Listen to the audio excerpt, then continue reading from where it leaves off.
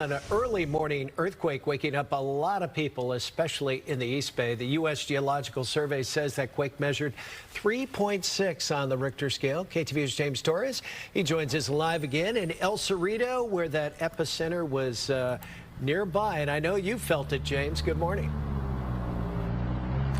Yeah, good morning to you, Frank. I've only felt a handful of earthquakes in my life, but this was the first time that I actually heard it before I felt it. That's similar to what I've heard from several people we spoke to this morning.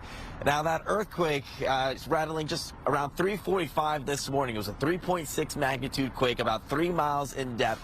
And a lot of people that we've spoken to so far say that it's felt stronger than some of those that we felt recently. We have a little bit of proof of that as well. We're looking at a Denny's along San Pablo Avenue in El Cerrito. You see that damage to the ceiling here. Employees tell me as they felt and heard the earthquake, they saw and heard parts of the ceiling appear to collapse. Luckily, nothing actually fell down and no one was hurt.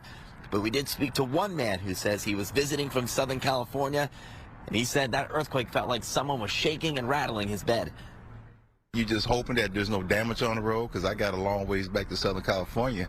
I just hope it doesn't mess up our freeways or anything, you know, because it's already a long enough trip. Hey, we've seen that happen in the past. That doesn't seem to be the case this morning. And many of you likely didn't get an alert on your phone, according to the USGS. That's because technically, as a 3.6 earthquake, that quake was too small to trigger the delivery of a shake alert. Now, some say let this serve as a reminder. Always have an emergency kit and an emergency plan ready for when that next earthquake strikes. We're live this morning in El Cerrito. I'm James Torres, KTVU, Fox 2 News.